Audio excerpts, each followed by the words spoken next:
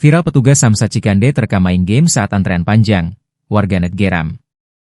Tengah beredar video yang memperlihatkan seorang petugas terekam bermain game di dalam loket hingga membuat warganet geram viral di media sosial. Bagaimana tidak, tampak petugas tersebut asyik bermain game di hadapan antrean panjang masyarakat. Berdasarkan keterangan unggahan, kejadian tersebut terjadi di kantor Samsat Cikande, Serang, Banten.